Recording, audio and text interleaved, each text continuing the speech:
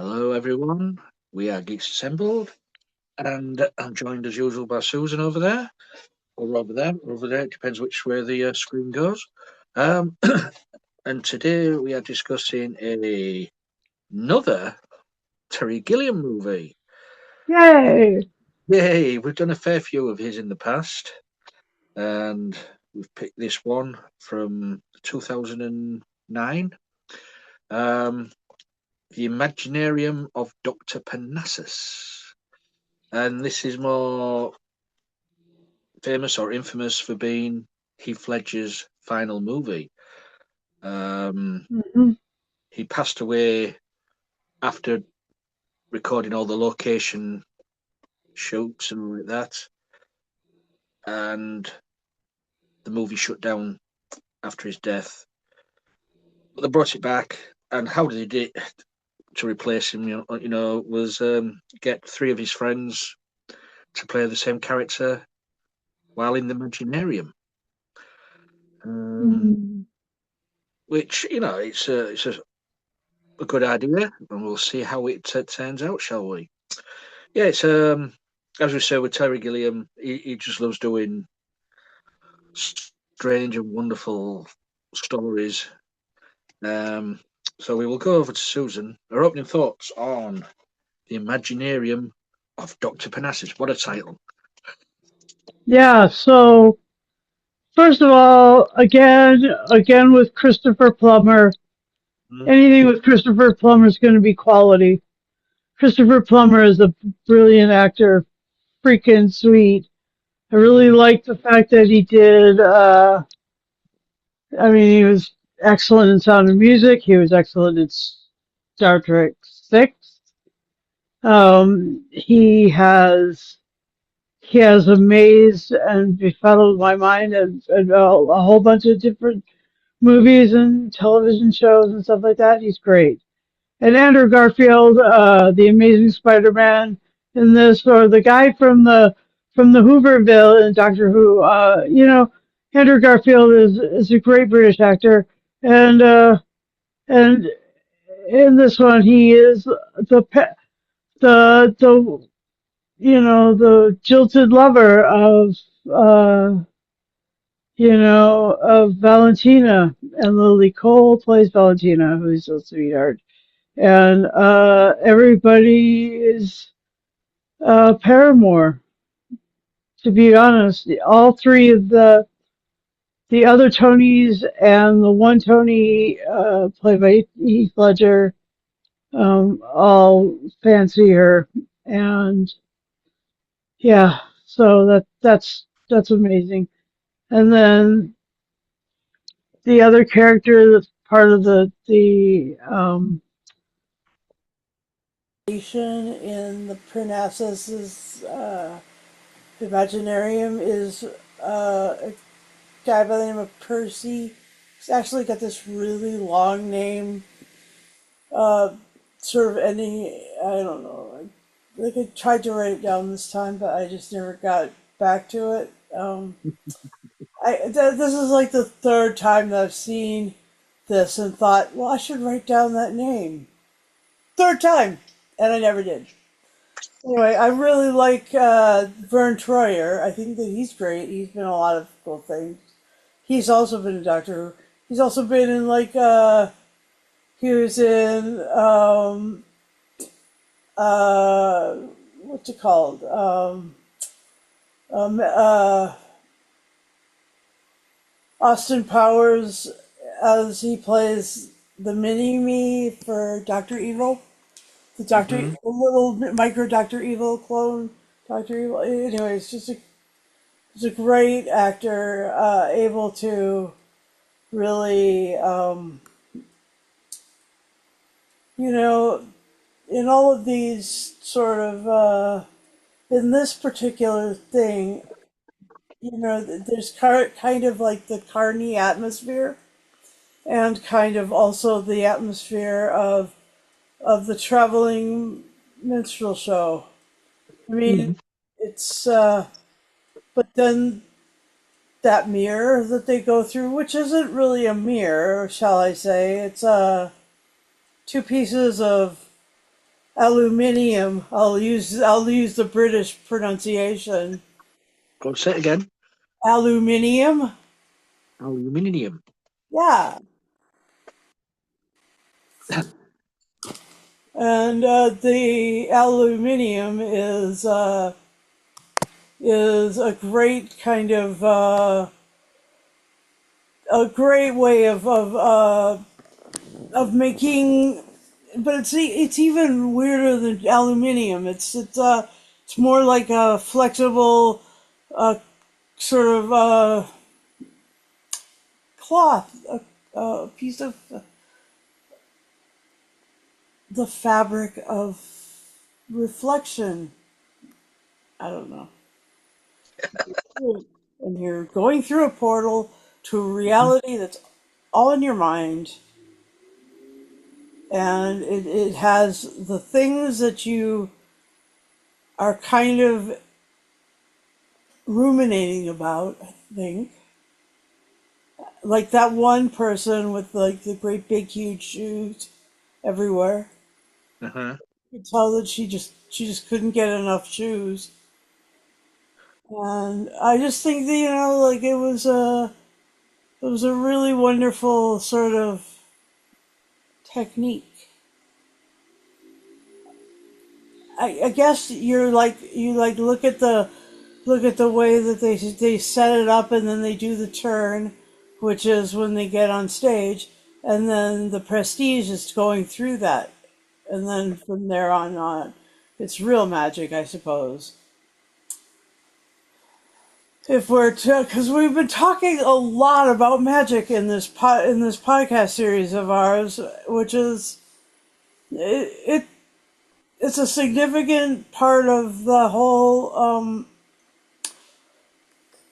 We present these podcasts, and we know that there's magic in discussing geeky things, and we also know that there's magic, that one of the fundamental forces of fantasy is magic. And so, yeah, it must be that all of that it has to do with that.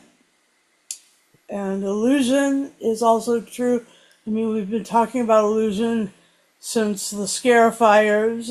We started referring to Scarifiers, and things are illusion, and things are real. And also, it's just generally an interesting sort of subject matter. And so, with all those things to be said, I am I enjoyed this movie. Uh, I feel like it captured a moment because it was really, being that it was the end of Heath's story. You did have Depp, Law, and Farrell coming in to play him in different guises, part of the Imaginarium, and that was challenging, emotional, and like the other thing that's really real about it is the sense of that people with a diversity issue in their reality. It just, these things are actually supposed to make more space for you, and so the extra space seems to be through that silver lame fabric, or that aluminium, or whatever it is that gets you through the door there, through that portal. The mirror, what they call the mirror. Yeah. Anyway, uh, yeah, those are my opening thoughts. Lee, what's all yours? Well, first of all, I'd like to put your head head cannon in the right direction there. Vern Troy never appeared in Doctor Who, but there you go. Oh, Uh, you didn't? no, Oh, But you let me know. You let me know what story you thought he was in. I will. I will. Yeah, this I think of Terry Gilliam's sort of fans call this his third in the trilogy of his fantasy movies, um, starting with Time Bandits, Baron Munchausen, and Doctor Parnassus, because Oh, he does fantasy really well. yeah. Um, I like it when in the real world it's sort of dark, dull colours, but as soon as you pass through into the Imaginarium, it's a world of wonder and colours. Um, so it's a great contrast to the real and the fantastical world. Um, and I think coming up with the idea of changing Heath Tony's face or Heath Ledger's face while in the Imaginarium was a good idea. I think they hinted at it at the beginning of the movie when that uh, British guy went through the mirror, the drunk at the beginning who jumps up on stage. Oh, he fell in the mud. He fell in the mud, but also his face changed. Uh-huh. Um, I was wondering while watching it, I'm wondering, are they saying if you've got bad elements in you, your true faces appear? Because all the good people, what went through there, their faces did not change. True. So I'm thinking if you've got bad elements in in the person, as it was pointed out, was Andrew Garfield's character pointed out, I've seen his face, I've seen his other face, he's two faced. So I'm guessing that's how they got over Ledger's death. Um, and it was nice that these three actors were willing to do this. Because it wasn't, they're not all the way through the movie. It's just like short cameos in the Imaginarium. But you know, I mean, I'm not a big fan of certain of the actors, but you know, Colin Farrell, uh, but he did a good job. So did Depp. So did Law. As you've said, Christopher Plummer. He was a legend icon. Um, so sadly, no longer with us. As is Van Troyer, no longer with us. Um, and then you get Tom Waits in this Oh, I know. That's playing, true. playing Mr. Nick, who is is an embodiment of the devil, isn't he? Yeah. Um, what a great characterization because he's not. He doesn't come across as evil. He just likes. I think he had something going with Parnassus. He liked the games because near the end he went, "Damn, I've won." I don't think he wanted to win. Um, I think he just liked the excitement of the adventure and the game. Yeah, he didn't come across as evil, but a great characterization by Tom Waits. Who else have we got in here? Lily Cole as well. Nearly forgot as a Valentia. Um, every time she was on screen, she sort of stole it. She was even in the dark in the real world. She sort of lit up the screen when she was on it. Um, great character, and the story. You have this. You have the traveling show. The as you say, sort of the carny element. Traveling around London, um, in this old-fashioned showmobile, and the clothes as well. They're not in modern day clothes, and then you find out Parnassus is so many hundred years old, and uh, he made a deal with the devil, and so this is unraveling. And then you find out the character of Tony, played by, we'll just say Ledger, and so I'd have to go through all the other names. Played by Heath Ledger, Tony is a mystery to begin with, but then it turns out he's the bad guy. He's the bad guy in the end. He's the one who's stealing children's organs and selling them on the black market. And I mean, that is a very dark thing to put into a movie, which is sort of based on fantasy. But it's you've got to have some sort of horror element, dark, and you would never think it would be the Ledger character. You'd think it'd be Mr. Nick, the devil. Mm-hmm. But it turns out it's Tony.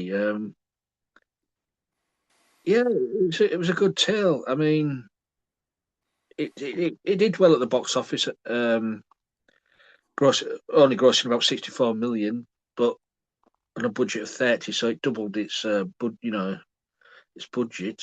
I think people were intrigued because it was Ledger's final performance. But say Gilliam, he just really knows how to do these sort of strange, weird, fantastical movies. Oh, so good. Yeah, yeah. Yeah. So back to you, Susan. He has he has this like a painterly or an artistic ideology in everything that he does cinema.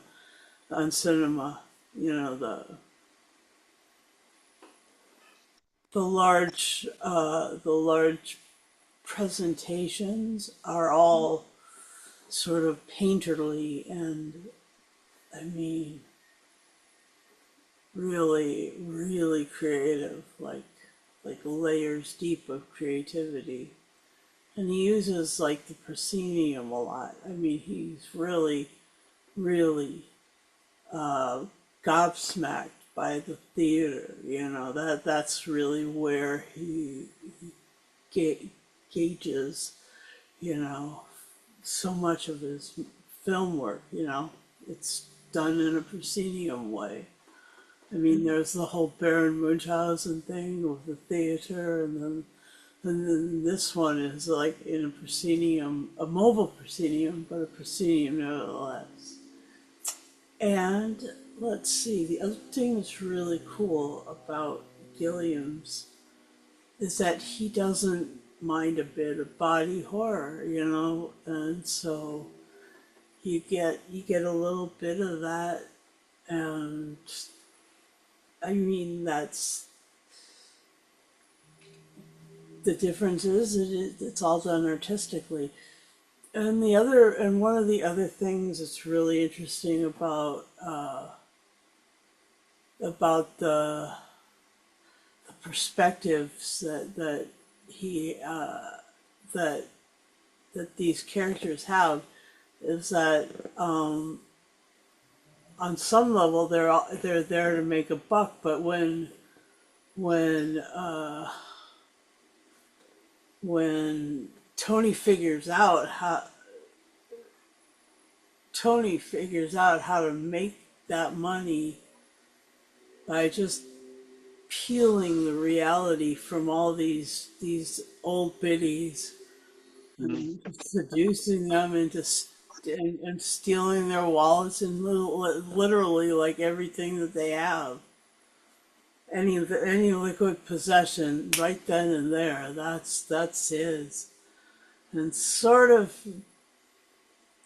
you know, it is like interesting how the doctor and and his daughter really say, whoa, whoa, whoa, you can't go that far, leave them with some, right? Hmm. And the other thing was, I mean, when Valentina really wanted to be in a normal home, she imagined Southern California kind of thing. Yeah. And yeah, like that was really interesting. And the only thing that I could think of is like if they would have said Valentima, because in California they can't say the N in the word Valentine. I don't know why. They always say Valentine. It's just part of their accent over there. So I was just like, say the word, say your name, kind of kind of like rooting like a Black Lives Matter thing Hmm. or a anything. Say her name. That was just it. Like say her name, just to see if I could, you know, see if Gilliam and the scripters had picked up that little quirk, because that's a really fun one. It actually is like you know, some people have picked it up anyway. Recently, I've seen, and now that I've seen, now that we've talked a little bit, I did I did notice that it wasn't he wasn't the one that I was thinking about. Vern wasn't in Doctor Who, and he was in this. He was in this movie that was kind of uh, interesting. And it was called Cubed, and then there was all like that was a show, but it was based on the Cube one. And then there was also the what was it? Oh yeah, the Sabrina the Teenage Witch. Like he was just in other couple of and Moby's long form music video. We're all made of stars. So I was kind of interested in that, and but that I apologize, for getting that wrong. And the other thing was the um,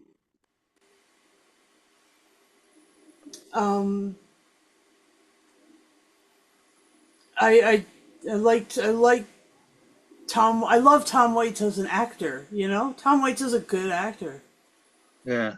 He's got some of the most gravelly songs since since anybody. Like he just has this super rich. But he has been in like more than 50 roles. He's acted in more than 50 things. So like he's just a really good actor. And so yeah, I enjoyed seeing Betrayal of Satan. And let's see the so this was so it was so trippy. It was very very otherworldly, and I love that about Mm. Gilliam's work, and I love that about the work that Heath Ledger was doing and so many things. So yeah, uh, those are my favorite moments and things. And so, what about you, Lee? I was just thinking about these, as I mentioned, this is like seen as his fantasy trilogy. Uh huh. Um, I'm thinking that he does include in all three little people. Yeah. Time Bandits, which is quite well known. Hmm. The Baron Munchausen. There was a character called, was The it the Sally Salt, yeah. Yeah, the one who was super fat. No, the one who was super strong. I can't remember. I know the character. I think it was Sally Yeah. Salt, the person, and then Vern Troyer as Percy in this. So but he must, he must have. Gilliam must have a love of, as you say, the carnival element of life, traveling circuses and performers. Hmm. To include these sort of imagery in the movies. Um, yeah, I enjoyed it. As you say, it was the stage setting on the vehicle looked so tacky, like it was falling apart. But then, as soon as you step through the so-called mirror, it was just so colourful and CGI or green screen or whatever it was. Um, yeah, it was enjoyable. I did. I wondered that there is a part in the movie though where you do have whether they're in a shopping arcade or as you call it a mall, performing, and all these women, and you've got Andrew Garfield in a fat suit in a dress, and then Hmm. you've got Vern Troyer doing blackface. Uh-huh. Um, I don't think you'd get that now. Um, I don't think that uh, I don't think that in because of kind of the setting and the whole idea, I don't think that there would be as much of an uproar about this in today because it just doesn't it wouldn't the people who would watch it to discover mind crime things aren't but I was just thinking when I was watching it, I was thinking, well, there was there was no reason given for why he was. You know what I mean? right. That with the wig on and the black makeup, and I'm thinking, what was the reason for it? There was no reason given. I mean, he Yeah. could have been he could have been dressed as a little girl but no. I thought, well, I mean, I don't think there was any complaints when it came out. This was 2009, so as the attitudes changed, I don't know, but did it take away my enjoyment from the movie? No. I thought it was solid performances all around. Um, so it was good to see. I mean, Gilliam always, for the fantastical things, he always comes back to London or England or wherever. I mean, this was filmed in London area and in Vancouver, so because it's quite cheap to film in Vancouver, apparently. Yeah, and the interesting thing about Canada is that Vancouver has doubled for London and Hmm. San Francisco and New York and everything. I mean, other planets. The Vancouver is the place that they filmed, or near Vancouver's where they filmed the whole Stargate series, all 17 years of it. So a hell of a lot of planets look just like Vancouver. And Once Upon a Time was also filmed in the environs around Vancouver. So it also is Wonderland and the It Enchanted also, Forest. It is yeah, it honest to goodness can be anywhere. yeah. It's so interesting. It also doubled for San Francisco in a certain TV movie. What's celebrating 30 years this year? Yeah, yeah, exactly. Exactly. I mean, it's like that. It's just so flexible And cheap. and cheap. Yeah. That's the main reason. Yeah, yeah, yeah. Anything else, Susan? Um it was fun to watch it again. I I don't know if I've ever owned this one, so I've you own it and you have like the Palestine, plastic metallic version, and so that really is beautiful. That's a beautiful DVD right there. yeah. Um, yeah, I was thinking it might be fun to get that one again. Or a first time because I don't even know if I've ever owned it. But the other thing that was really cool about it was I mean the sound effects were so cool. Mm. Like you really like that. It kind of made your head shrink down when they were going into the silver lame or aluminium or whatever like that portal. The sound had a cool effect, and the other things were I need to get it on that because I wouldn't want to get a junky copy just to have it. You know, I definitely need something that would be HD now. Yeah. Yeah. Because I mean I rented it on Apple, you know, on my Apple TV account, and so that was fun. And